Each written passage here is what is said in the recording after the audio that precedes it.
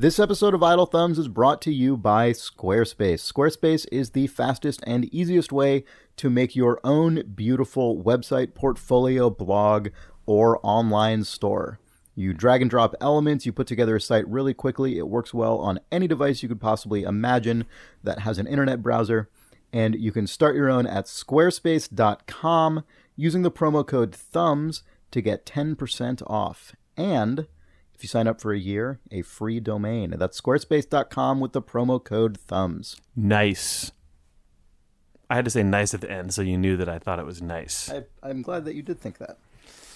How many games did you play this week, Jake? I don't know. Let's have a sample Idle Thumbs conversation. So I tried to play Stunts over the weekend because I was thinking about Stunts. It turns out the only version of Stunts that I have is on discs, and I don't have a disc drive, so I didn't play Stunts. That's too bad. Pretty good game, though. In the computer that I rebuilt recently, I finally just threw away the 3.5-inch floppy disk drive that was in there. So now there's just a hole in the front bay of my computer. Right. Because the gaping maw. Yeah. Of, because I just didn't want to deal with the fucking, what is it, a SCSI cable? It's not SCSI. What is the big flat one? It gets scuzzy. If your floppy drive was IDE? It's probably Well, IDE. what is it? It's Yeah, IDE. Yeah, It's, okay. SCSI was like... SCSI is old as fuck. SCSI was the ones that were like the wrapped metal bracket that you'd like plug in and then have to clamp the two sides down. Oh, Man. shit. I Oh, forgot about man. those. I totally forgot about that. That's SCSI. Oh, classic SCSI. God, someone at CES unveiled because it's CES. I can't remember. It was Razer. Unveiling is like unboxing of the mind. Yes. Oh my God. That's a classic quote. Steve Jobs was really into that quote. It was on the last episode or the last issue of the Whole Earth Catalog.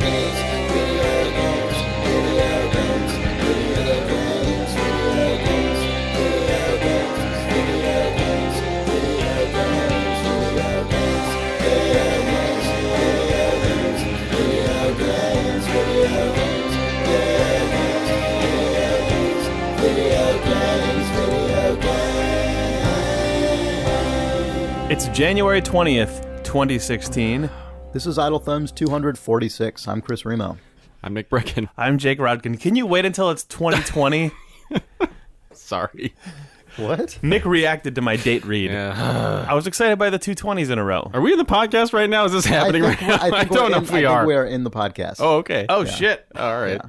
Yeah. Well, then we should talk about video games, I guess. That's true. That's true. So, as an update to what I talked about last week, the computer that I built, it works. Is it sick? How sick is it? It's really sick. I really am happy about it, even though I had a very nerve-wracking experience last week. It is so great. Sick. It is that to be able to just boot up any game and know that I can just turn all the options up, at least right now. I'm sure, obviously in long enough time that will no longer be true, but it's pretty awesome. I've still mainly been playing Just Cause 3, and that's the kind of game that doesn't focus as much on like just absolutely crazy filters and stuff. Yeah, stuff up close, but in the it's unbelievable how huge the scale. It's not unbelievable because it's a thing now in games, but it still feels kind of unbelievable to me because you can get so much height in this game. Got that draw distance turned up to the max. Yeah, it's amazing with full anti-aliasing and all the effects and everything. And when you climb up, when you just steal a helicopter and climb up incredibly high, and you can just see the entire island. And I've noticed that the lights on really distant towns are different colors depending on whether they're controlled by the enemy or not. There's just little subtle things they did to sort of reflect the state of the world, even on even when the thing you're looking at is like would basically be miles and miles away. It's just amazing. The scope of it is incredible, and looking over the like map, by which I mean the actual real world when you're high enough above it that it basically looks like a map, and seeing like, oh, this is the effect I've had on the world there versus here, and like I can see a bunch of red over there, which means like I gotta go there and start. If you fly high enough up in Just Cause 3, does it start showing you like the flow of sewage and stuff? As well as the enemy towns. Sadly, with your new PC, you can just see all the detail. Mm-hmm. Yeah. That's GeForce X-ray vision. But it's really good. It's really, really good. I like it a lot. Next, you'll be like downloading the mod that just hacks the LOD, just to stress it. more than what you can do right now. Sure. You know, just like loading every possible sector. Mm-hmm. I'm looking forward to that. Yeah. For you. Actually, speaking of mods, for Chris to become the guy who has like 3 Fieros up on blocks in his driveway, basically. Exactly. PCs. That's what my computer was for almost a week after I finished building it, because when I got it working, I booted it up to test something to make sure it was working, and I didn't want to like pack everything up and screw everything back in and like put it all together correctly, because I'm like, well, if I have to still change something, still have to tune it up a little bit. Well, because I'm like, maybe it's not actually going to work. Who knows? Yep. It did work, but then I just started playing a video game, and so I never like got to the stage where I actually. So it was just in that. This baby room. Still got some untapped potential, so I'm still working on it, But I mean, when it's done, whew. Yep. So I went like 5 or 6 days. With that, we have just a little sort of office room that just I have you and your like sweaty tank top in there playing. Yeah, with like all the old parts, like old video card and motherboards strewn around. Oh yeah, and like holes in the computer where I just hadn't put plates back on it, and just it was really gross. It was a really bad room for a while. Oh, and just like a bowl of water on the ground that I'd been using to like dampen paper towels to like clean the dust that just pops out of the computer when you change it. Good.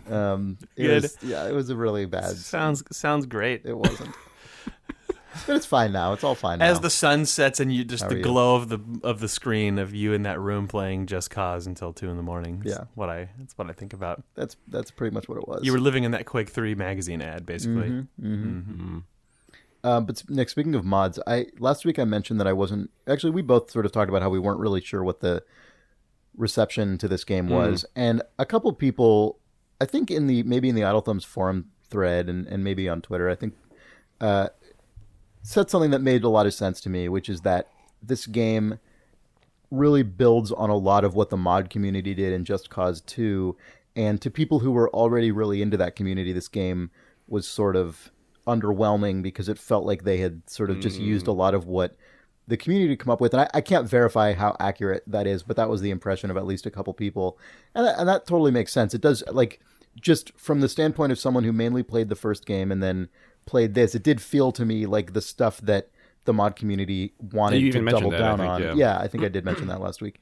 And then someone else said a thing that I do now agree with after playing the game for a while, which is that they lock a bunch of those upgrades behind these kind of annoying missions you have to do. I kind of feel the way I do about just about any open world game, which is I always want fewer tedious missions. Like, however many there are, I always want fewer of them. Yeah. And in this game particularly, the core thing that it does is just so great, which is just let you traverse this huge, great world in a really great way and take on these sort of liberation battles however you want, in whatever order you want. Like, that stuff is great. It would be nice if the upgrades were inside of those, I think. Right? I like agree. The crazy story you told last week of going to a base that was clearly beyond your like character's level in the game, but you still managed to just do it without there being any mission structure around it. Had in the midst of that you just found the ability to launch a second or like an additional grappling hook or something like that. Seems like cool. that's where you want that to be. Instead, what happens is as you liberate those bases, you sometimes get access to these like mini challenges that you do, and then with those mini challenges you earn gears, and then those gears allow you to upgrade your stuff, and I just hate those things. Like, I hate them. Like, I don't enjoy them at all. And so my guy is just almost not upgraded at all because I find those missions to be so unfun. They just feel like they could be in any game. That has to be clearly it is a nearly impossible choice to make as a designer of a game like Just Cause 3 to say, we'll just assume that a player is at some point going to do this crazy balls out liberation mission, so we'll put the upgrade inside of that. It's like, or you put it inside of the stupid crit path thing that makes it annoying for people who are just enjoying the system. It's not even crit path. It's like weird. Oh, it's like it's like these like challenges. I don't know. It's very strange. But a thing that what was I just going to say? Oh, yeah. I'm not going to do this anytime soon because by the time I'm done with the game as I'm currently playing it, I'm going to be done because I'm exhausting this game, it feels like, in a good way. But a thing that would be kind of fun to try in this game would be try and liberate the entire world map without doing a single mission. Because I think you could. Like, it doesn't seem like there's anything in the game by its nature or design that prevents you from doing that. I mean, you'd have less stuff, but I already have I've liberated like half the map, and I haven't upgraded my weapons almost at all, and I only have one rope or grappling hook upgrade, and it feels like, just based on your skill as a player and your fluency with the game systems, you could liberate the entire map without doing any story missions or challenges. It seems like that would be totally possible, unless there are certain like there's one place I liberated that has a crazy EMP gun that you have to do a story mission to disable. But I still liberated the place before I did that mission. I just had those guns never switched over, but the rest of it was fine. Weird. So does it like repopulate for the crit path missions? Does it repopulate that area with like enemies? For like, I don't know how the missions work. Like, is it something where it just sort of blocks off an area and then they're just mine for? I mean, the areas are, once you liberate an area, it's yours forever. So that with that gun mission, then you liberated it prior to actually completing the mission. So what, you just walked in to the thing that you owned and then just blew up the things? No. That mission required you to go somewhere else and like disable a command center. I see. Yeah, okay. that controlled those guns. But the way that it's like a Jurassic Park style mission. Right. Yeah. But the weird thing about that area, which was that I liberated it, and it was completely staffed by like my guys now, and all the vehicles were mine, and I could take any of them and fly away, and it was fine. But then as soon as I lifted off in a helicopter, all those guns would immediately shoot me down. So it was because they were being like controlled by some shithead in a bunker somewhere else. Yeah, it was really funny. They did a clever thing actually, which was that they do a thing in the game, which is that things that you have not yet liberated are red, and the things that you have liberated are, I guess, blue. And then those guns were like yellow or orange or something, and I wasn't sure what that meant when I approached the base, but it actually ends up being very useful because it's like, that doesn't change, even though all of the color scheme around it changes. Yeah. And when I say blue, I don't mean like highlighted with a shader or something. Like, it's just, there's actually like detailed paintwork on them and stuff. Right, yeah. Anyway, it's cool. It's like a sprite swap. It is basically that. They turn into the good guys because they're blue.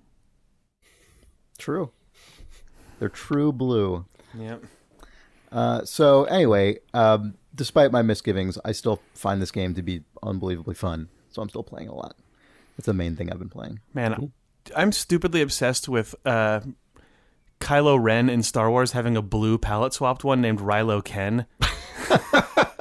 I'm sure that exists already, but that's all that I want, because if it was a fighting, like, he looks like a Mortal Kombat character, and you're right. His name already swaps to sounding kind of like Ryu Ken. When I heard the name Snoke, I thought of the Mortal Kombat character Smoke. Oh man, You can fully create the Star Wars. The Star Wars Episode 7 is just fucking itching to be turned into a shitty like motion capture sprite or sprite capture like Midway, or is it Midway that made Mortal Kombat? Yes. Yeah, fighting game. Yeah. It's too bad that we're post Star Wars Expanded Universe, because Kylo Ren and Rylo Ken is like classic Expanded Universe bullshit. Oh, that's like Luke. It's a definite Luke situation. Yeah. Bigger Ren. Yeah. Oh man, my new PC seg. When I there was a period from about 2005 to 2010 or 11 where whenever I built a new PC, the thing that I always used to test it out was Half-Life 2. That is my seg into Half-Life 2 or Half-Life 2 Lost Levels or Lost Coast. Lost Coast. It started off as I'd always play Half-Life 2 turned all the way up. I did the exact same thing because I loved loved the atmosphere of the beginning of Half-Life 2, and then Lost Coast became a really nice tech demo because it was the first thing that did HDR stuff. Yeah, downloads faster. It's the thing you go to. It's just. Well, you can eventually I just bring my Steam drive over immediately after installing the display drivers, load up whatever source game. Even though I owned Crysis for a while, I never I still didn't ever believe that my PC was going to be sick enough to run it, so I just didn't run Crysis. Also, I fully believed all that. You don't have the most powerful. I could never run Ultra Mode of Crysis, and who wants to run Doom 3 in Ultra Mode? No one. But I always loved the beginning of Half-Life 2, so I would always play that on my new PC. And I was sad, around 2011 or 12, when I got a new PC and was like, Half-Life 2 is not going to show me anything. It's going to look the same as it did on my other. Yeah, on my last 3 builds, Half-Life 2 is going to look the same. It was extra 40 frames though. Surely by now there's some kind of fan thing that turns Half-Life 2 opening into fucking Crisis 3. Yeah, probably level. not. Because if you look at Portal 2, that's like as far as you could probably ever push that engine. It seems like That's true. People did make that weird Half-Life 2 like texture pack that also replaced the music with Batman music. Do you guys remember this? What? There's this fan project that really bummed me out, which was to it put like Christopher Nolan Batman music, like Hans Zimmer. Was to like up-res Half-Life 2, so they repainted a bunch of textures, I think. It was a lot of photo source stuff, I think. But then all the music turned into stuff, and I'm like, why would you change actual creative choice? Like, I understand, okay, let's take the art direction that exists and make it look like a sort of more accurate expression of that to the best we can.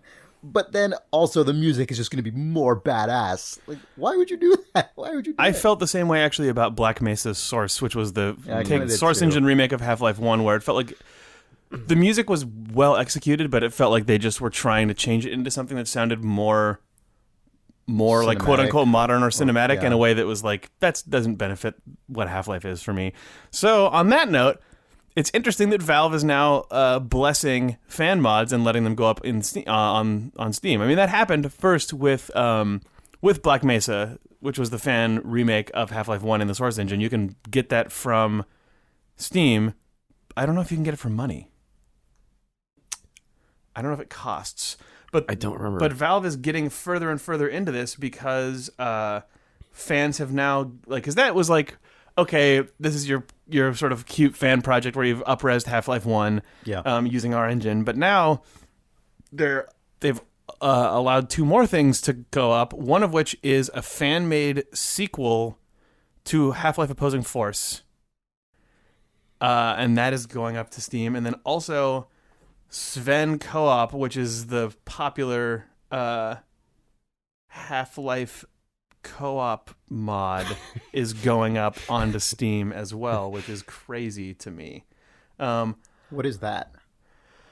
I have not. It's just co-op Half-Life?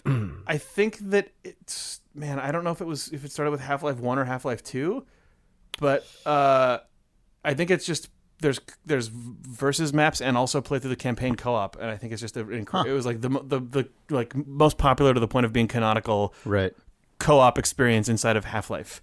By the way, Black Mesa is $19.99 and still in early access. Okay, so I suspect that the Opposing Force sequel is going to cost money. Mm-hmm. Also, there was that Portal fan mod, which I don't know what that state is, but it's the one that I played a while back. Yeah, I can't remember its name. It was Research and Development. No, it was called like. It was named after a different, whatever the protagonist of their Portal story was. I think it might have been called Portal Stories. I talked about it like a few months back. Oh, Portal Stories Mel. Yeah, that's right. Oh, yes. It's interesting that Valve is just fully going for it with this stuff.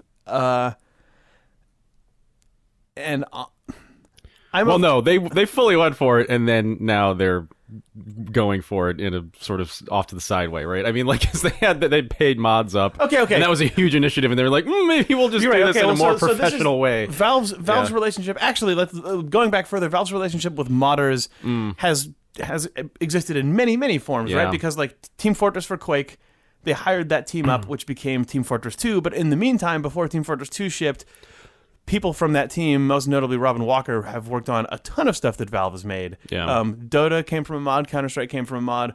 Portal 2 came from a mod. Basically, Dota's weird because Dota was a Valve-initiated standalone full sequel to a game that separately had been made as a mod that Valve had nothing to do with whatsoever. That's true of Team Fortress, though. Team Fortress 2 is a sequel to Team Fortress, a Quake mod. That's true. Everyone thinks that Team Fortress 2 is like Team Fortress Classic. Team Fortress Classic. Team Fortress Classic, but Team Fortress Classic was named that because that team was making Team Fortress 2 at the time. Yeah. And released Team Fortress Classic as like a fun other thing. I think that feels like you're right. But Counter-Strike is the one that was always in the Valve family because it started as a Half-Life mod. And then the most modern version of that iteration of Valve was when they hired the Tag the Power of Paint team. But Tag the Power of Paint was a student game. That was that was not a mod. That was that was closer to a Narvnacular drop going to Portal 1 and Tag the Power of Paint going to Portal 2. But then, then that sort of mutated weirdly into Steam Marketplace, where you can make levels and content that you can sell or accept donations for. And then, they tried to mutate that into paid mods in combination with Bethesda for Skyrim, which fucking blew up in their face. Yep. And now, though, it's if you're a mod team making like narrative content, like inside of our IP, you can just sell it, which makes it feel like it's like a weirdly blessed canonical story. Yeah. Like is the guy's name Adrian Shepard? Is that his name? Yeah, that sounds like the opposing force guy. Like, I don't know. I'm of many minds on this because as a big old Half-Life nerdo who also like used to make mods, I think it's really cool that people are doing these projects, and I think that it's also cool of Valve to let them put them up in a marketplace, but it also really bums me out for just they're just not to my taste personally. I don't think what it reminds me of? It reminds me of the extreme third party expansion pack it's like thing. Duke it out in DC. Well, yeah, exactly. Yeah, or in Half-Life's case, there was there was opposing force, but then there was the other. There's Blue Shift. Blue Shift, right? Which I think I never played, but I think that was not well received, and that was an external team, but right? But opposing force was Gearbox. I mean, opposing. Oh, that's true. Oh, hi Siri. I leaned on my phone just now. So, both Opposing Force and Blue Shift still feel like they had Valve people who were looking at them. I mean, like Arcane was working on a Half-Life 2 version of this that was called, I think, Return to Ravenholm, and that was killed. Yeah. Which actually a bunch of video of that just got released in a way that Blue Shift was not. Blue Shift was, I think, sort of smothered in its sleep and then brought back as a little piece of free content, if I remember correctly, because Blue Shift was supposed to be like the cool addition to like the Dreamcast version, I don't remember the details of it. I remember Blue Shift was a thing, and then it was made not a thing. Yeah. And Valve's done that too. Like there were some Counter-Strike versions that were also destroyed, but this feels different to that because there is not a person inside of Valve who is guiding this, or there's no real. These people I don't think have like brand guidelines or the sort of story team who shepherded the original games. It's just like, we think this is what this story is, and Valve saying, that's fine, just put that up. And it's just a strange situation because it makes like, I say it's a strange situation only because I, as a person who loves all those old games, still want Valve to make them, and I look at these and go, is this going to actually end up merging into just taking the place of that stuff inside of Valve's mind, or is this more like if the Star Wars expanded universe was opened to fans, and then when they finally decide that they're going to make the new one, they just say, okay, Half-Life and Legends. These are erased, right. Because I don't know where they can land in my brain as just a totally, in all honesty, mega fan of that world and of the stories inside of it. I mean, sorry, just real quick, like on the Steam marketplace, like does it explicitly say like fan or you know what I mean? Is there anything that actually denotes that it's something that's not developed internally by Valve, or does it just say from Valve Software and developer? It does not say from Valve Software anyway. I mean, published by like Valve or whatever. No. I think it'll have them, whatever the mod team is, as a developer and publisher. Okay. Except that it just, without any, they don't have to say it's Schmorden Schmeeman or whatever. It just like, this is just, this is Black Mesa research site. You are Gordon or you are Adrian Shepard or whatever, Right. I mean, this stuff is this kind of thing, and Jake, your sort of internal conflict over it is going to just become more common, more complicated, because we have now things like publishers sort of officially allowing sale and like de facto licensing of fan fiction through like a sort of pseudo publishing arm that they have. I mean, there are things like this all that of like Alloy Publishing, I think, has a big they do a bunch of YA series. Right. They let fan authors publish Kindle books inside of that universe. Mm-hmm. And inside of their universes. Yeah. A lot of fan communities on the internet are really have a huge amount of investment in things like fan fiction and I don't their own, like I don't have any issues. I'm not with any arguing of those with things. you. I'm just saying like it makes this stuff weird. Like, I it's find it hard surprising. to know how to. It's hard to know, like, should I receive this the same way that I receive, like the next Half-Life game from Valve?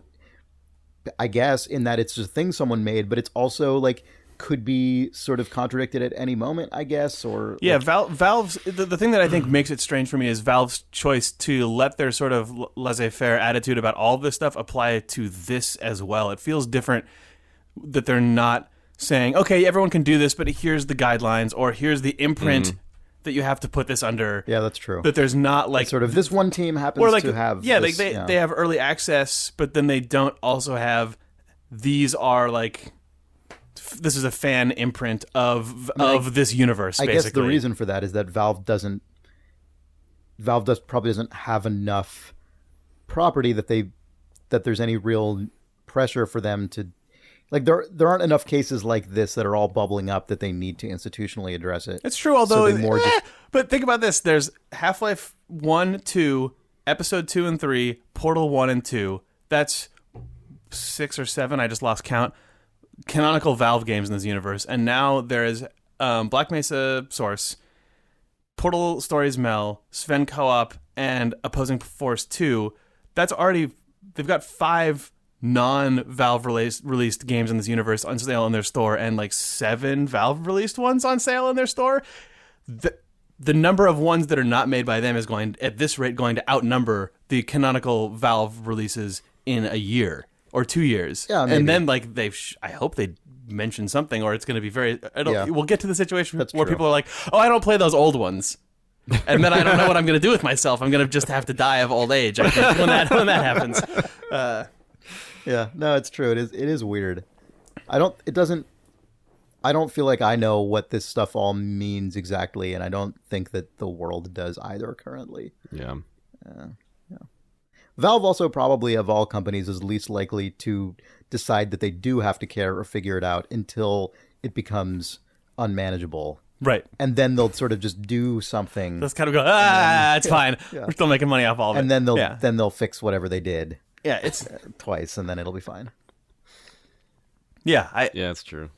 I feel like I shouldn't care about it really, but I do, and I don't know what to do about that because, like, I love that people love this stuff enough that they make games that they go to the degree. I think you should post on the Steam forums. Of making a video game about it, and I love that Valve supports those people's enthusiasm to like take a thing that they love and turn it into the experience of developing and shipping a game. Like that's fucking hardcore, but I also get squirmy about it.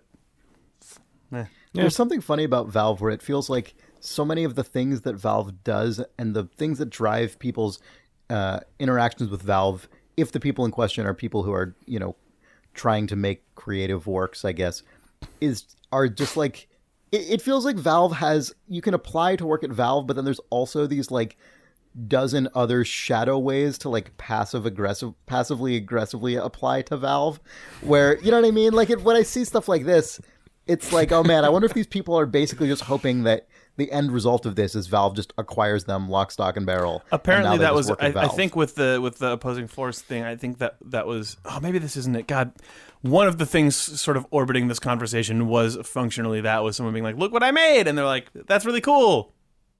Yeah. Yeah. That's the wind sound. Anyway, you want to sell it on Steam? Right.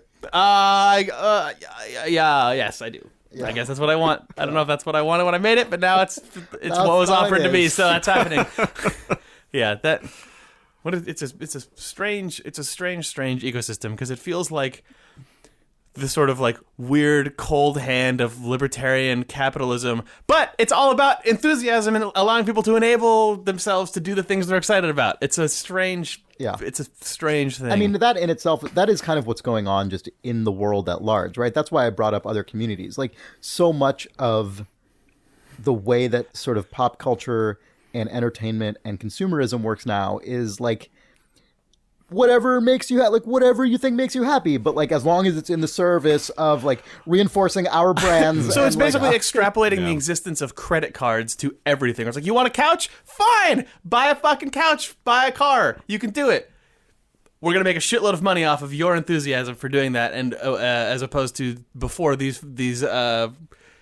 before the institution of that existed, you were not going to be able to do that. But we'll just enable you to do anything that you fucking possibly can in a way that makes sure that it gives us a percentage off of your enthusiasm. Yeah, even if it's just sort of a percentage of mindshare or investment, which obviously eventually hopefully turns into dollars, I guess. But like this stuff is very difficult to talk about and consider, because on the one hand, it's really not fair to like individually criticize or condemn any person's like enthusiasm or creative energy around a thing that they love. But in the aggregate, it is kind of weird that so much that there is just kind of like this clearly very intentionally encouraged like mentality of people in like en masse creating derivative works that feed into like corporate owned properties. Yep.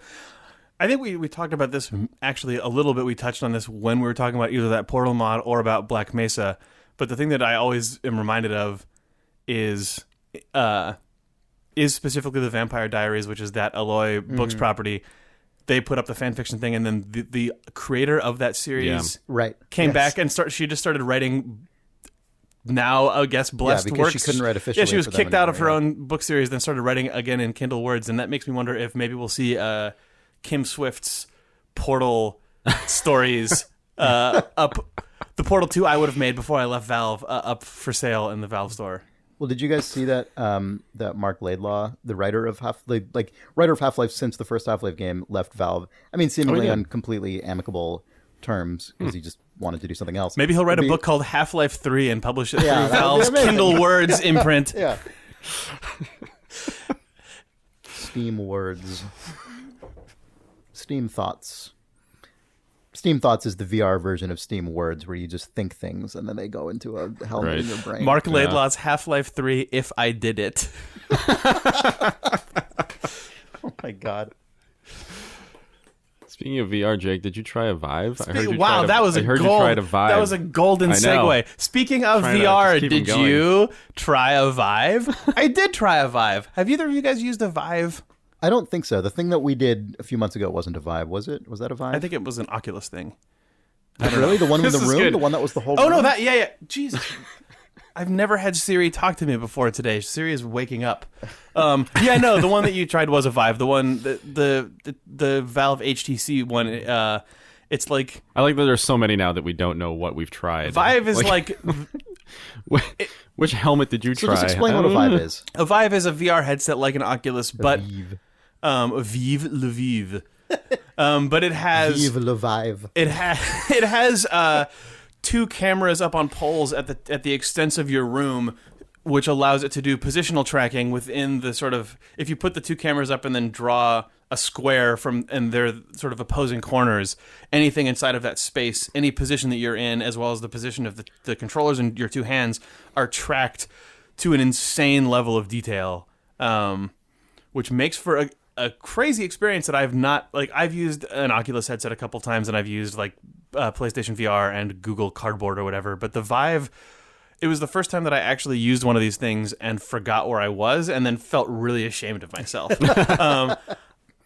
I played a couple of demos, which I think are available to anyone who has a Vive, or at least they've been at events. There's a demo that is in the Portal universe, where you're in like an Aperture Sciences like maintenance shop, and one of the droids comes in and you like pull open its guts and then have to fiddle with it, but then crazy shit starts happening and all the panels come off the wall and GLaDOS shows up. Mm-hmm. Oh man, that you saying that makes me actually really want to try that because of the panels off the wall thing. The panel, this is so dumb, but the way that panels come off walls in Portal game, I guess mainly Portal 2, right? Is so it's one of those just like object interactions, like physical material kind of just creative ideas that is so potent. Like the way that they do it is always so incredibly powerful. I know. And you describing that, like turning my head and watching that happen around me, now I just want to do it's great that. because you're in, the Vive is built to like, I think their ideal situation is that you have a living room in your house where you can sort of kick the ottoman out of the way and then walk around and have a Vive type space. I don't have that in my house. It feels very optimistic to me, given all the people who I know. Like maybe if they can get the price down in suburbia, it will work. But it is one of those things where it's like city living and like people who don't have just big American houses. I don't know how this is going to hold up, but as an immersive experience, it's incredible. And yeah, like because it starts, you're in a little like workshop with all sorts of little like tool drawers that you can pull out and fiddle with, and walls filled with reel-to-reel tape recorders that you can get all up close to. But then, since it's in Aperture Sciences, it does the thing that Portal 2 especially loves. Yeah, where you're this tiny room, all the walls fall away, and you can just see off into infinity, and there's that Portal 2 blue sort of smoke and just pipes and conduits and weird like welding robots way off in the distance, and it's fucking cool. And of course, like the floor starts falling out from under you because it's VR. There was another Valve demo that was the secret shop from Dota, and it just looks like you're inside of like the most elaborate Fantasyland ride in the world. And then the other thing that I used was Tilt Brush, which is a tool by two ex-Double Fine programmers who started a company called Hackett and Skillman, or Skillman and Hack. Yeah, Patrick Hackett and Drew Skillman. Yeah, they left Double Fine and started their own company to make VR prototyping, or make crazy VR prototypes. Then they got acquired by Google. But Tilt Brush was their most realized program, and it's a VR painting tool, and it's insane because there's videos of this. Like, people have seen the videos of like Disney animators using it to draw like a 3D version of The Little Mermaid. But again, that coupled with the Vive, where you're inside of this room and there's just you can walk around freely, and then if you press a button on the controller, you can just draw a line in 3D space and sort of go in and out of your sculpture. Or it's not even sculpting; it is just sort of painting brushstrokes in 3D space. It felt insane. I drew a really gross, shitty Sonic the Hedgehog. It's really, really cool. But all that I was thinking about when I was using the Vive is that I want theme park attractions to use this technology. Like once you could have the VR headset of the Vive, and spatial tracking of this stuff, but without the cord, which I'm sure we're a long fucking ways off from because the amount of data going in and out of that headset is huge. It seems inevitable that people who do big immersive experiences will start doing things like just building the set out of black box, right? And then inside of the headset you're drawing whatever the hell you want. Well, presumably in a theme park setting, you could imagine you had a ride like Star Tours or something where you go into a big room and everyone sits down in their own chair, like movie theater style. But you all just put a headset on. Yeah, you could have just like the airplane, like oxygen mask style drop down where they're still connected with a cord. You could also do something where you're in like a Haunted Mansion style Omnimover attraction, but instead of being in a car, everyone just gets an 8-foot square walkable space with railings around the sides. Right. And you just have the cord going up into the roof, and you'd probably be okay. Yeah. But yeah, it was a strange experience to actually forget when I was playing that Aperture Sciences thing who else was in the room and what I was, and where I was. Like, my brain actually bought it in a way that it has not using other VR stuff. That's cool. But the amount of infrastructure required to make that happen was fucking crazy. I had to be in a room that just had its floor cleared out, and I had a huge thing strapped to my head that was running on a gigantic PC, and there were 2 cameras in the corners filming me at all times. And like, as opposed to like the PlayStation VR, which feels more like the Wii Remote equivalent of VR, where it's like a big plastic, a big plastic thing that looks like a, like almost like the density of like a foam hat that someone would give you at a sports game or something, and you just like slap it on your head and it works, but it's not the same. It's not the same as that. Like, I'm inside of a place where I forgot that I have friends. I don't know. Where your friends Unlike now, here Jake. on the Idle Thumbs podcast. Yeah, but also never forget that. Also, man, that Aperture demo especially made me bummed that we're not seeing AAA narrative experiences out of Valve anymore, because I feel like Portal 2 was like, for all of its gameplay issues that I'm not super, that I have mixed feelings about a lot of Portal 2's gameplay stuff, but from a presentation standpoint, you could feel them just like pushing the walls of the Half-Life 2 source engine to the point that it almost broke.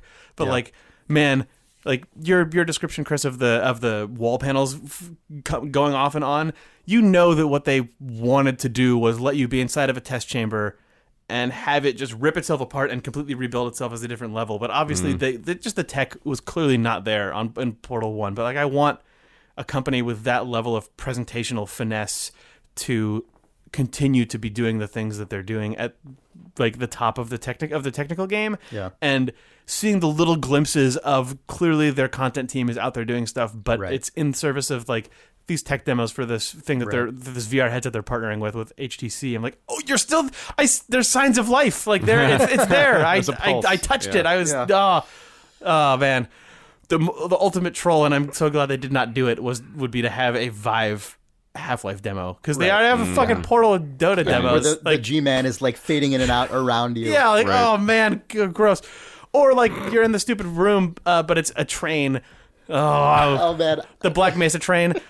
The that like New York Times Google Cardboard demo I described a couple weeks ago, where you're like floating up into the air and celebrities are just lounging around you. But they're all the G-Man. They're all the G-Man. Just everyone's a G-Man. Yeah. Sultrily gazing at you with sultry glances. Yeah, weird. Well, you guys want to take a break? Sure. Video game. This episode of Idle Thumbs is brought to you by Squarespace. Squarespace makes it incredibly fast and incredibly easy to make your own website, portfolio, blog, or online store. You can get started without putting in a credit card. And if you go to squarespace.com and use the promo code THUMBS, you will get 10% off your first order. And if you sign up for a year, you get a free domain name as well. So you get everything you need just to get your website up and running within minutes after you go to the website and start putting it together. We have an email from Tim who writes, "Hey guys, I used your Squarespace discount to get a year and I went a bit overboard and made it my full-time project. I present to you Cyber Hippie Collective." And he links to his website, which is cyberhippie.co. He says that it is a joyful indie game studio in the making and a collaborative workspace for online and local game developers based in Poznan, Poland. I'll be organizing weekly events, streaming, and creating a basis for a creative community. So yeah, cyberhippie.co shows what you can do very quickly on Squarespace. You can get your site up and running, get a domain name if you sign up for a year, and get 10% off. All if you go to squarespace.com and use the promo code THUMBS. Thumbs. Thumbs. Thanks, Squarespace. Video game. This episode of Idle Thumbs is also brought to you by Harry's. Harry's sells high-quality razors and all sorts of shaving equipment online and sent straight to your door. I have been using Harry's for a while, and I realized as I was starting to do this ad that I have not used it recently enough because in the run-up to shipping a game, which is happening at the old day job, I have grown a big, gross beard. And so I am really looking forward to getting back into the shaving habit, and I am going to do that within a day from now using my Harry's equipment. No less. Nice. Yep. The website is really well put together, really easy to use, and it makes it very, very straightforward to just order more blades, order more shaving cream or shaving gel. There are not like 8 million different, slightly differently named razor variants that have different numbers of blades and different this and that. Mm-hmm. It's just a website that you can go to that has the actual stuff you need, and you can place recurring orders or normal orders, and they just come to your door, and it's like incredibly straightforward and is really just the actual thing that you need. So I have got my new blade refill, and I am going to use it post haste. If you go to harrys.com, HARRYS.com, and use the promo code THUMBS, you can get $5 off your first order, which will help if you want to pick up the starter set that just comes with all the stuff you need to get started shaving. That's harrys.com with the promo code THUMBS. Sweet. Mm-hmm. Video game. God, I'm looking at Larry David's face, and it's reminding me that I was watching a video. It was just like a news video for 90 seconds, just a whatever, Trump, blah, blah, blah. I don't remember even what site I was on, but it was using the Curb Your Enthusiasm theme all throughout it. You know, the Italian whatever. Yeah, and it wasn't even really very appropriate to the video, but the way that the news anchor like tied it in was at the end of the video. They're just like, so this is a crazy political season, but don't curb your enthusiasm. That was the end of the video. Oh no! It was just 90 seconds of just like, I wonder why they're using this music, and then they just like, oh, I got those. Wing. Got the name of that. Curb Your Enthusiasm has now gone from being just kind of a weird, obscure thing to something that is known enough that it can be used in just non-jokes by exactly. Like, news anchor humor is its own brand of just bullshit. Like, it's this thing that they all feel like they have to do. Right. But it's nothing. It's not ever funny or good. It's funny to them, but not really. They pretend their inflection is that it's like hilarious to themselves. Jokes among news anchors are like the flair in Office Space in the like fast casual restaurant. Right. It's like the thing that you have to do in your job to be fun, but nobody's convinced by your bullshit. Yeah. There's in that analogy, that other guy who's really into all that shit, that guy also exists in the newscaster world. That's true. Yes, definitely. Yeah. That's why news mistakes videos are the best. When the veneer is like peeled away, and they're like, "Oh, I'm a person." You just get a bunch of like angry people screaming at things or fucking up. That's why those videos are like unbeatable. Video game. Hey everyone. Oh, hi. Oh man. We're back. We are. Chris, you want to talk about video games? Yeah, I played a couple games. I heard that you've played at least a couple of video games. I have. I played Oxenfree. I actually didn't play Oxenfree. I watched Sarah play all the way through Oxenfree, and we did it in one sitting. Whoa! 4 or 5 hours, maybe. I would say, yeah. It's a kind of game that is difficult to, I think, talk about a lot because it is basically the whole thing is like a story that happens and conversations you have. There are mechanical elements to it, but they're very, very light. There's like, you play as a teen who has gone to this like small, weird, barely populated island for this yearly kind of high school tradition party on this island. But this year only 5 of you end up making it out instead of the dozens that usually make it. And creepy things start happening. And over the course of the game, you just have constant conversations with these other teens as you're figuring out what's going on, and as you're also just talking about teen stuff. The way dialogue works in Oxenfree is notable in some way, but I don't have a complete grasp on it other than people are talking about it. It's you can basically have, if you talk about something because you see it in the world, you can do that whenever, even if there's already another conversation going on, and you will just interrupt whoever is talking as that's happening.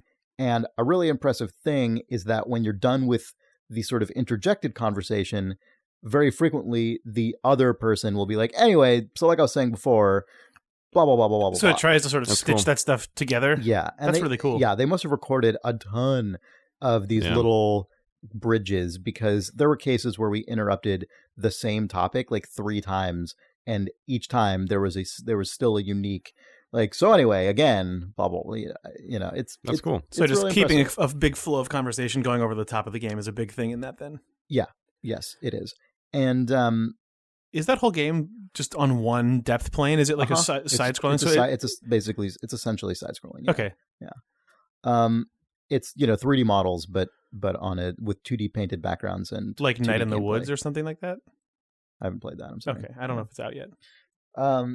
But it's really good, and it's a very sort of playable experience, which I say because it feels like there is a strain of game design right now that is trying to figure out how to make games that are primarily story driven, not just sort of Dear Esther style walk around while you receive a story. Not that there's anything wrong with Dear Esther, but there's definitely clearly a desire, especially among indie developers, to like solve this actually incredibly difficult problem of if your game is not fundamentally based on a repeating gameplay loop, but you still want to have gameplay in it, but you don't want to have combat or sort of like literalized physical conflict. How do you do that? How do you sustain that for hours? It's actually really hard. And, it's something that we've tried to solve in Firewatch. Jake and I working on Firewatch have tried to solve that. And this team clearly also had that goal. A game like Gone Home tries to solve that. And everyone kind of comes down to it in a different way, I think. But it does seem like there's a commonality, which is that a lot of the problems that game teams would typically solve with systems, you have to solve with just more content. Like that seems to be a common thread to these kinds of games, is that a lot of the things to make them feel systemic, you have to generate a lot more sort of redundant content. And that, that's true of all games. There are a lot of really system heavy games that behind the scenes have a lot of just sort of copy and paste style stuff going on. But when all those pieces of content have to be a character who cannot repeat themselves ever, or they sound broken, it kind of just means you have to generate an absolute ton of stuff to not break the illusion. And I think that's why a lot of these games end up coming down to like low single-digit number of hours in length, because it's just almost impossible for a small team to put together a 20-hour game that has that seamless feeling and enough redundant content to make it all like dense. And so it feels like there's any possibility space at all when you're inside of that few number of hours. Yeah, exactly. Like for it to feel like a responsive game that is standing up to sort of players being video game players, which is the opposite of a traditional adventure game, which like there is one way generally to solve this puzzle, and if you aren't solving the puzzle, the game is essentially stopped. Like the world adventure is games are usually like pause. You're stumbling around in a dark room for 20 minutes until you find the door. Right. Yeah. As opposed to, this is a room that has 30 doors out of it, and a player's only going to be in this room for a minute, and then they're going to walk out of one of those 30 doors that we've built. Yeah. And one of exactly, and along with that, that's sort of like kind of openness to what the player is trying to do. It means that these games also generally don't tend to have puzzles in them, or at least not traditional lock and key puzzles, which is interesting because that was other than Dialog, that was the one mechanic that story first games actually had in them. And these games typically don't have like puzzly puzzles that you have to solve. I like that. I'm super, super, super curious to see what the hell The Witness is as a video game. Oh my God. Yeah. Because The Witness... I am so excited for The Witness. I can't tell you. Because The Witness looks like it's... The Witness is only... It's like a puzzle hell. The Witness looks... Except that they have multiple voice actors, so there's something and in it. I don't know what that is. And I love that I don't know what that is. I know. I love that this game has been in development for essentially a million years. And like... It's like 7 years, right? Or something like that? Yeah, and... So maybe it's not 7. When did Braid come out? A while ago. A long time ago. Yeah, it might be 7 years. Maybe? Yeah, okay. Woo. 2007 maybe, and 7. I love that. Yeah, it must be. Of course, 2005 is when the Xbox 360 came out, so that's not it. It must be 7 or 8. Yeah. Anyway, Braid. But I love that game is coming out within a week, and I don't know why there are so many voice actors credited to it, and I don't, and all the only puzzles in it I've seen in the whole game are those fucking little line things. But everyone who's played it is like, no, the puzzles in this game are incredible. So I clearly don't I read a little bit, is. or I watched a video that talked about the line entry things in The Witness, and those are apparently not, at least not always, the puzzles themselves. Those are the answer sheet for the puzzles. So there are things in the world that happen, and the way that you tell the game, I understand what the space around me means, or I understand what the relationship between these two objects means, is I'm going to go, aha, these things behave in a way that means that if I draw a line from the bottom left to the top right of this box, the game knows that I've internalized the meaning of this other device. So it's See, I already regret you telling me that. Oh, sorry. No, it's fine. It's totally fine. That's the thing that made me understand why there is a game. But right. I'm sorry. No. Witness it's okay. spoiler. I don't want to be like a overly sensitive spoiler person. The fact that they've so successfully kept any aspect of what it means to play this game under wraps for this long is so exciting to me. I also could be completely off in that. That sounds plausible. That's whatever. It doesn't matter. But I'm excited to play this game. Yeah.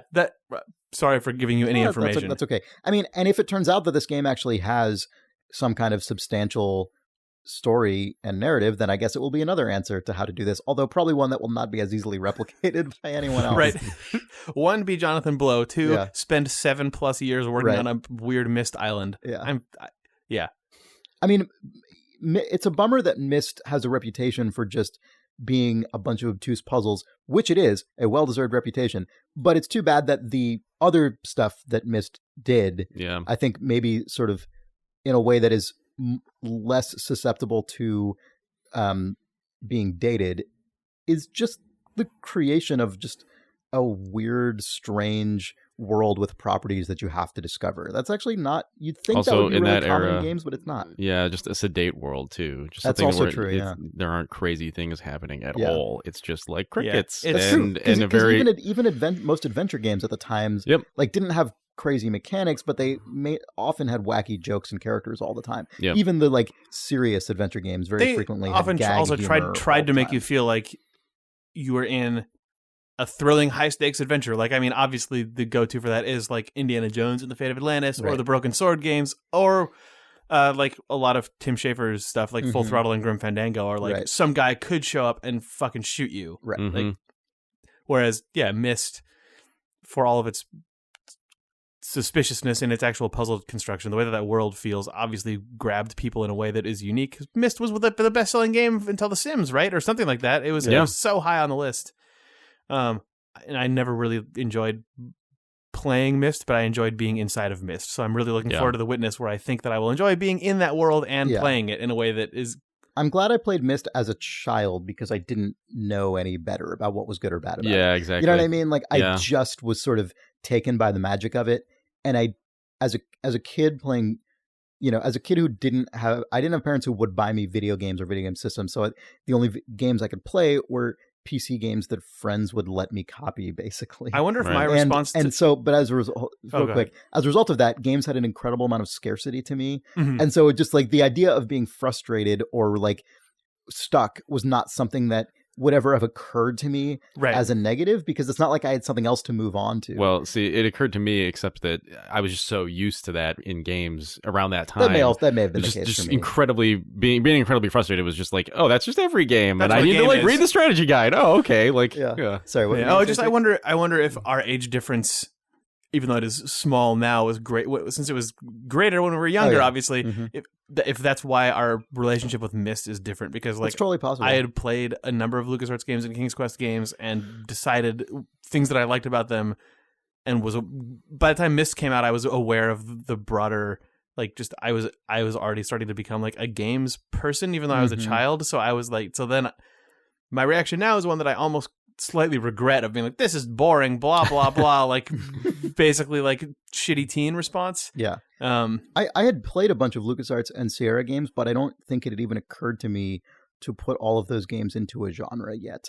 You know what I mean? Like, it wouldn't. I don't think I think I thought of them as LucasArts games, and that was a genre, and Sierra games, and that was a genre. And Myst, and then there was Myst, which was just this other game. And then I was familiar with a bunch of different games. Anyway, but The Witness. Anyway, I'm really excited about The Witness. Why did I bring this up? Oh, Oxenfree. Yes. Yeah. So Oxenfree is cool. The one thing that is really great about it is all the sound design stuff. The one sort of main mechanical element of the game outside of the conversation system is the system where you walk around the game with a handheld radio and sort of tune into frequencies according to just how they're required by the plot. And I won't describe the narrative elements for fear of spoilers, but the way that the way that the radio is implemented and the way all that stuff sounds is just really, really cool. And when it's supposed to be spooky, it is spooky, and it's good. And I liked it. That's awesome. Yeah. Oh, also, I was pretty convinced by the teen dialogue. I'm now far enough away from having been a teen that I just have absolutely no idea if they accurately captured how teens speak. Like, as characters, it was. But I bought bought their interactions totally, and that's something that is always nice in a video game. So. Yeah. They talked about MySpace, probably. I haven't. There's an iPhone game I played but I might wait on that because I'm more interested in something Nick has. Yeah. So I guess I teased this like a couple weeks ago. Oh, you teased it. So I went home over Christmas break, and just to recap, and my mom pulled a weird surprise out of a bag, which was this diary that she had written. By the way, this is not related to video games at all, although it is sort of tangentially related bet to video games are mentioned somewhere. Oh yeah, they're mentioned. Did you fall into this diary and find yourself in a surrealistic world? With a man speaking to me. Yeah. A red man. What? Wait, what? Don't you remember Myst? There was like a weird... there's a red book guy with a red book guy, and there's a blue book guy. Guested in Myst? Myst featuring Red Man? Yeah, no, I do remember the red guy and the blue guy. Yeah, the red guy and the blue guy. So, in any case... oh man, sorry. Yeah. I hope that the witness has one of those like puzzle entry things that you could just beat the game with if you happen to know the answer. Oh my god! In the true spirit of Myst, if you could just turn around and right behind your spawn is just the I could totally see Jonathan Blow putting that into his game. The clues were there the entire time. I mean, anyone could have. I'm not going to explain it to anyone. You could have just beat the game instantly. If you were smart enough. We can only hope. Anyway, Nick, Redman. Yeah. I mean, yes. I mean, my your father. Life. Yeah. Okay, here we go. My dad, the red man. So anyway, I pulled a few excerpts from this thing. I mean, it's so she wrote in this diary, not every day, but can I browse through this? Is that okay? I mean, you can. I'm not gonna like I said, I'm not gonna read everything, and a lot of it is just very.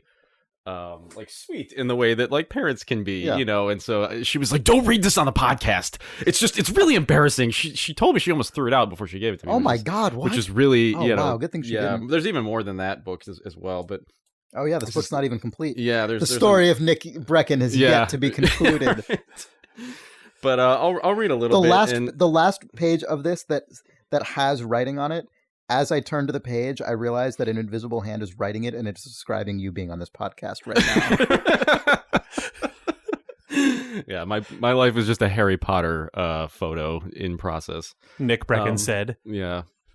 So yeah, I'll start at the very beginning and then just kind of skip through. Wait, is there a page torn out? No, this is a little drawing. Oh God! See, this is my nightmare. Is you just like going through that? This is why I pulled like carefully excerpted segments. Who's Jim Witzelben? I have no idea. What is that? Oh, that's a postcard. Nick, your life has been an ARG. Doesn't matter. Keep going. Anyway, so the first entry starts. Dear Nick, and I'm just gonna sort of like begin with a couple of like typical entries, and then get to the ones that I think are actually kind of interesting. Okay. So, dear Nick, I've been trying to find the time to write down a few thoughts for you, but the past 3 weeks have been really hectic. So this is just like right after my birth. So tonight, as you sleep next to me on the couch, while it's quiet here, Dad's at Super Bowl 19 party. I'll try to say a few things. Hilarious to me, by the way, that like my dad is at a Super Bowl party 2 weeks after I was born. Classic dad. Anyway. And she goes on, the day after you were born was a warm December day, blah, blah, blah, blah, blah. So then skip forward to January 21st. And she goes, Inauguration Day, another 4 years of Ronald Reagan. God help us. This is so weird that she's writing this diary to me, but also just kind of like getting out her thoughts because she's probably just too busy as a mom to like have any outlet. God help us. Your mother is a liberal in a conservative age. You've been fussing for 3 hours. Then there was just a pause. You just loaded your pants. Now, now that I've changed them, peace has descended upon this house. So anyway, so she goes on, May 30th, 1985, and I'm like, I guess 5 months old, rather.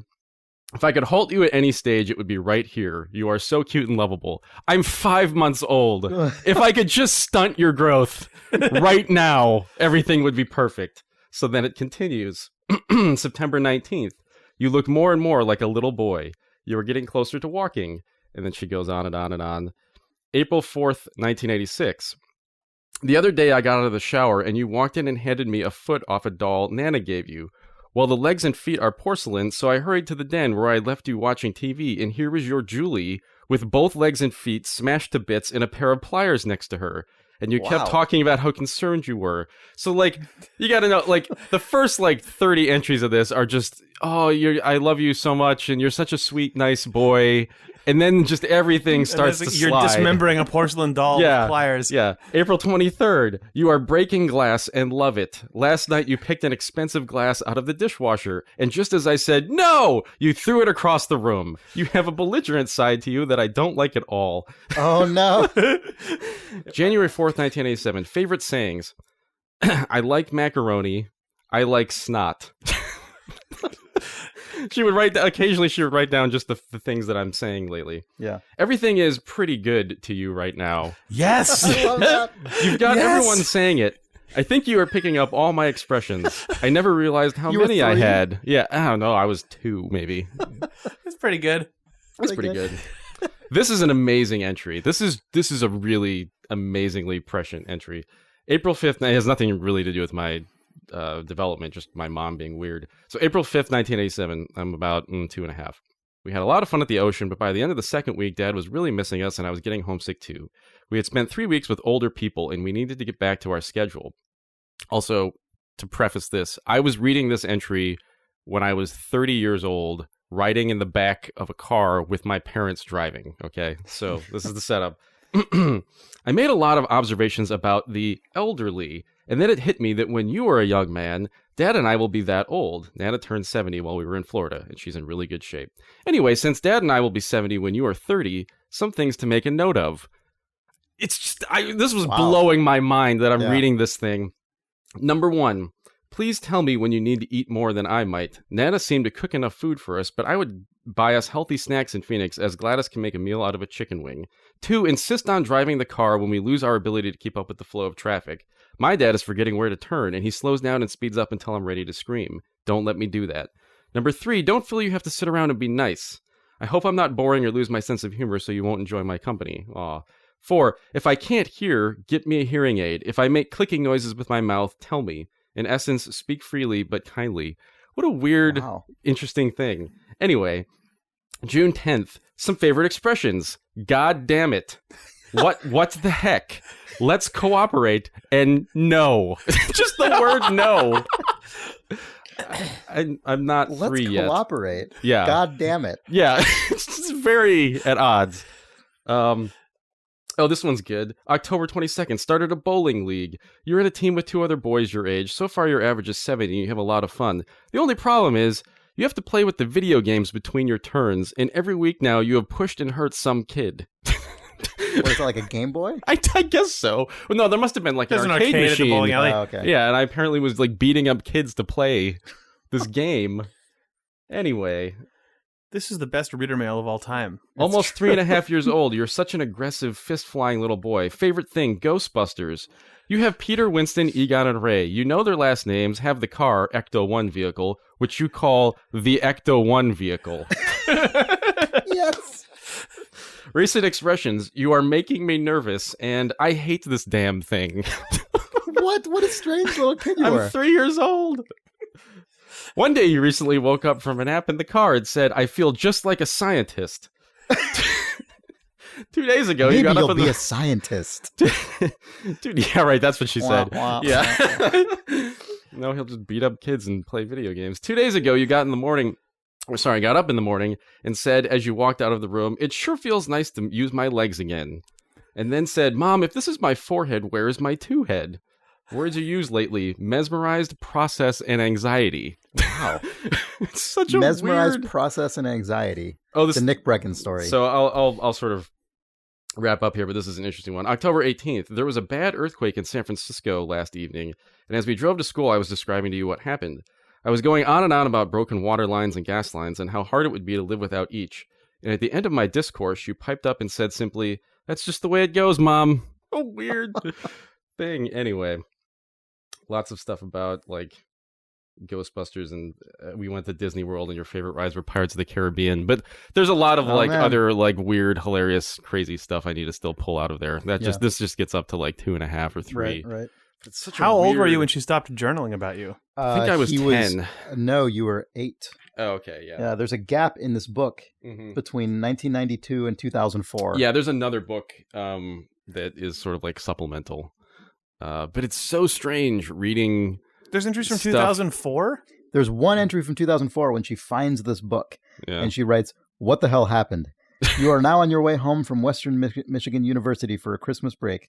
I just found this book while looking for a recipe in my cookbook file. You're going to enjoy reading some of this." So that was what? That was 2004? Yeah. She shouldn't have given it to me for another 12 years. Weird. Yeah. Anyway. Yeah, I'll have to pull some more stuff. That's like, there's a lot of weird garbage about Nintendo. Like, anyway. Yeah, it was just really interesting to read about, like, in detail, and draw lines to, like, what you are now, and realize that basically in the first 3 years of your life, so much is set down, and it's gross. Oh, yeah. It's super gross. I've read a lot of stuff about that recently, for whatever reason. Like, a lot of things about what foods you eat in just the first 2 years of your life. Like, if you don't eat sort of a broad enough range of food during those years, it becomes incredibly difficult as an adult to, like, have a sort of healthy taste for foods that are good for you and stuff. Just weird shit like that, where it's like, holy shit, you can be messed up so early. I mean, obviously you can come back from that stuff, but it's much, much harder. It's crazy how things introduced to you at such a young age actually have a really long-term impact.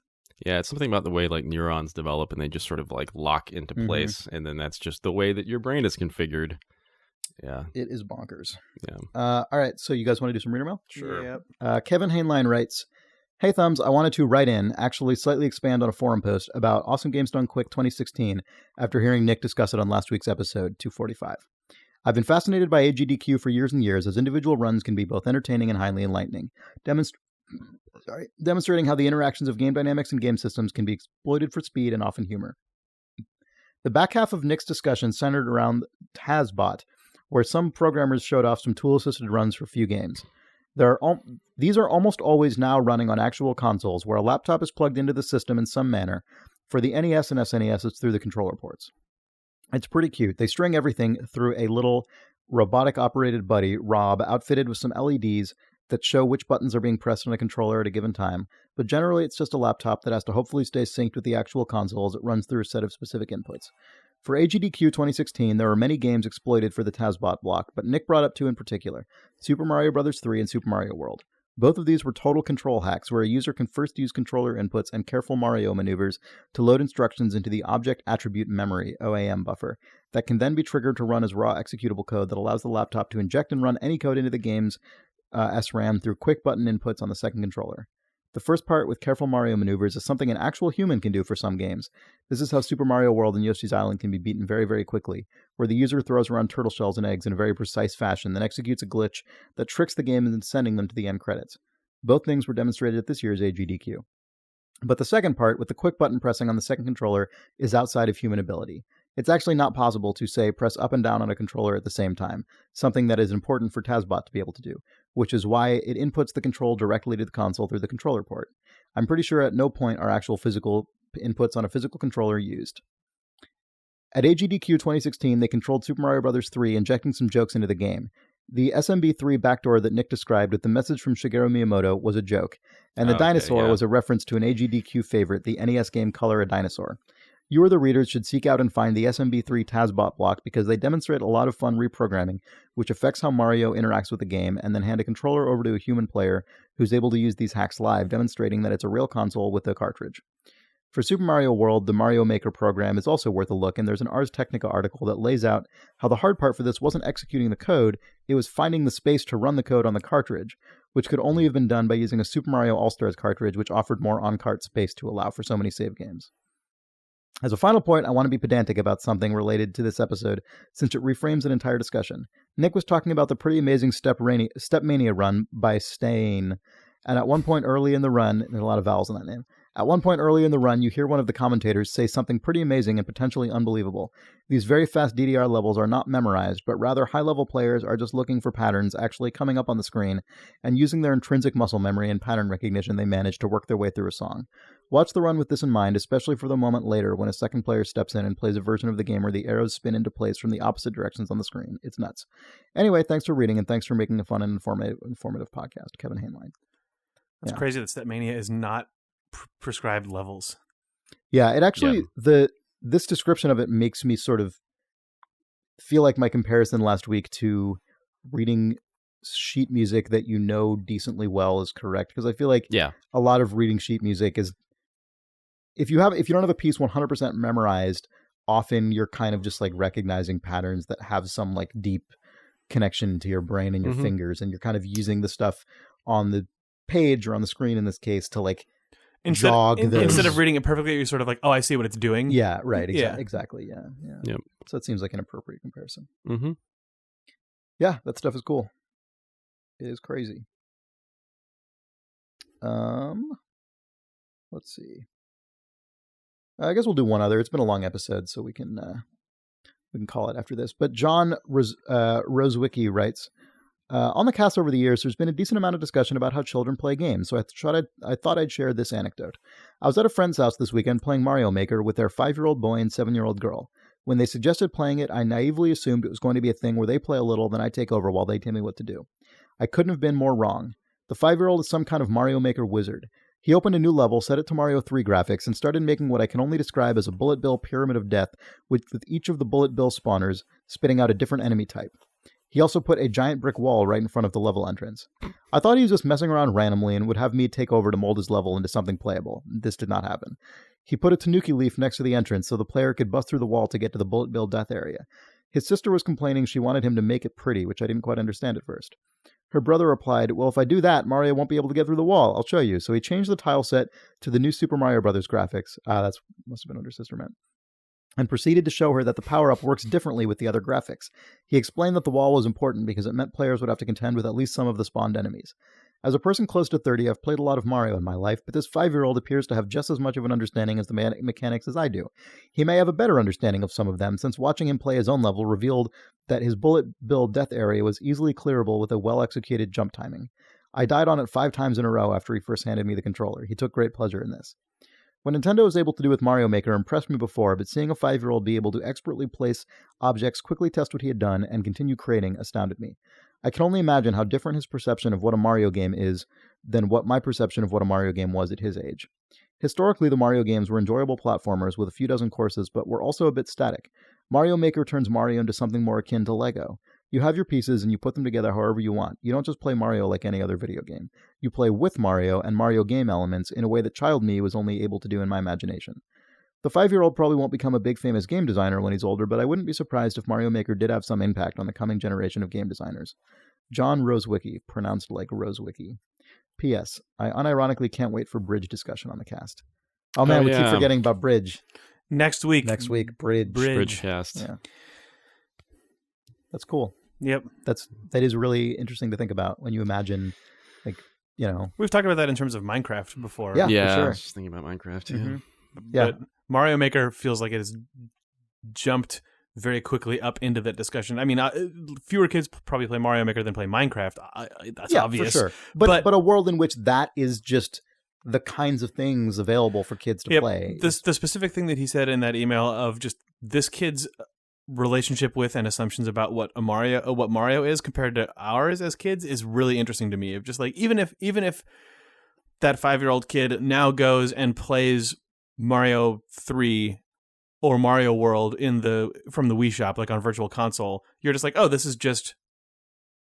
it's just someone's Mario Maker campaign. That's really weird to think about. I mean, it does different stuff, and it's obviously constructed with a lot more thought, but it's a living embodiment of some of the stuff that I think we sort of talked about maybe being what would happen when a game like Mario Maker exists when the other Mario games also exist. It's weird. It's interesting. I wonder if kids playing with stuff like this fulfills or potentially replaces some of what used to happen with playing with like a chemistry set or an erector set. Yeah, I was thinking about Lego. Well, just playing with Lego, right? Yeah, it's just like Minecraft. Yeah. It's just the new Lego. It feels like, for sure. Yeah.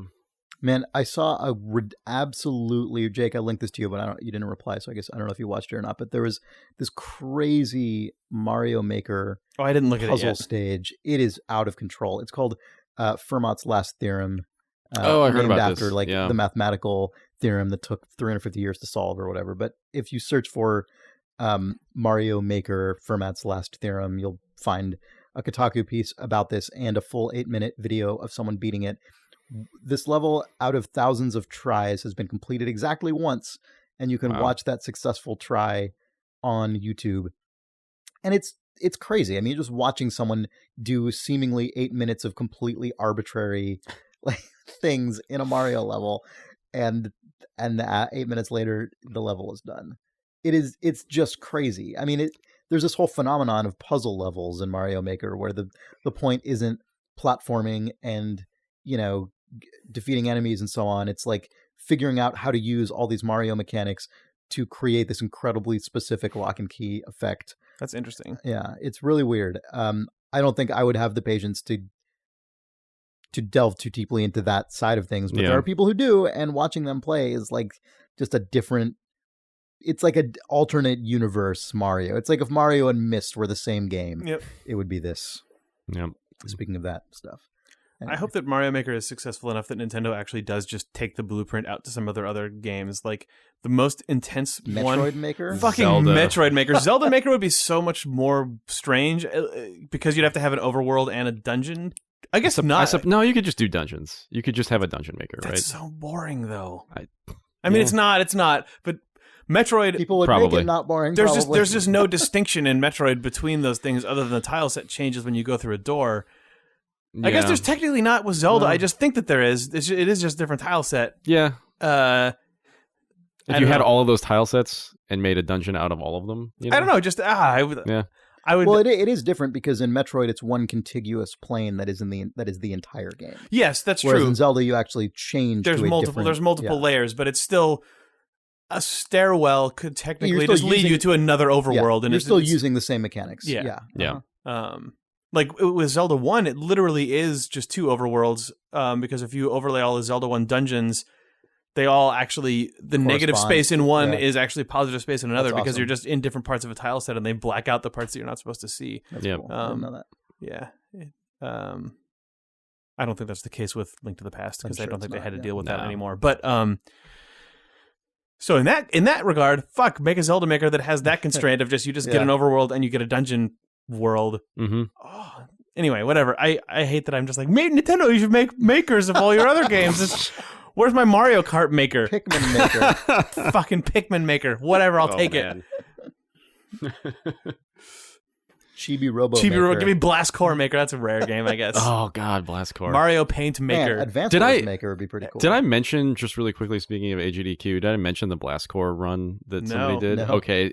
Everybody has to watch this. One, because it's an incredible run, but also because they had the lead developer from the game on Skype for the entire run.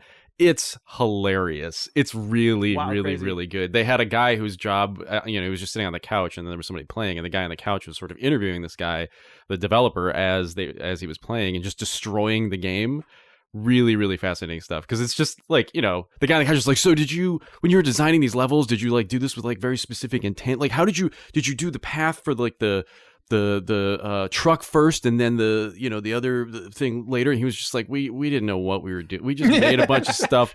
We were developing this game like before there was Nintendo 64 hardware on like $250,000 Silicon Graphics workstations. Right. And then had to redesign the game completely when we finally got a thing. Like we didn't know what we were doing at all. It's so good. He just goes into like every little detail about making this weird N64 game. That's awesome. It's highly Is recommended. Blast Core the one with the like planets in the start screen, or is that?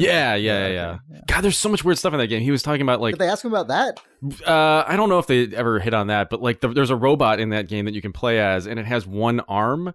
And he was like, so the guy was just like, that's a really, he was just interviewing the guy. That's a really unique robot. How did the artist like come up with that robot? And he was like, well, so, I mean, we can only push like 2,000 polygons on the screen. So like he just made a robot and then we were like over budget on polygons. So he just like took the arm off. It's just so good. Wow. There was just so much stuff like that. Like, oh man, it's so amazing. They were just the answer is pragmatism. Thanks. Yeah. Blast Core, bye. Yeah. Like there are like races in the game where you just do laps, and the guy in the speed run was just, he would find the like midpoint of the like the graph, and then just basically just go backwards and then do just like the tiniest possible loop. What counts as a lap? Like which is just you have to just hit the 4 quadrants, and the developer was just like, I didn't even know how that worked. Man, that's embarrassing. Jesus, like ugh.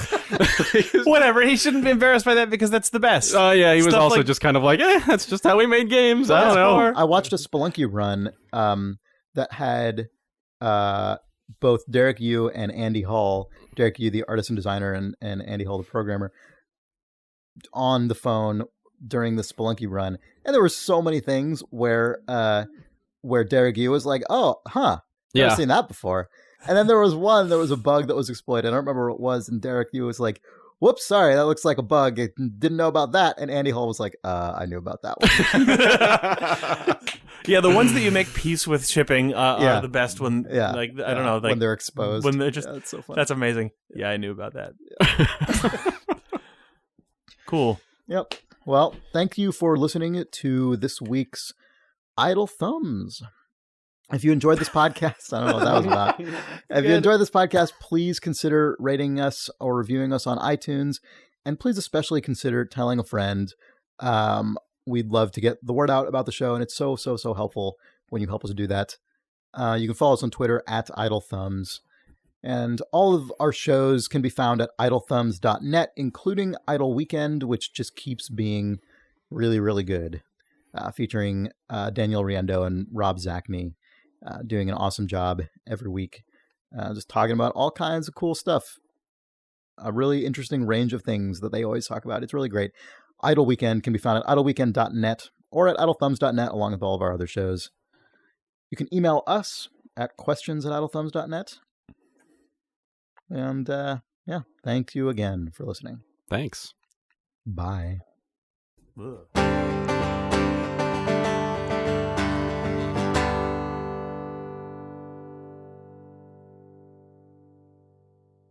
But don't curb your enthusiasm.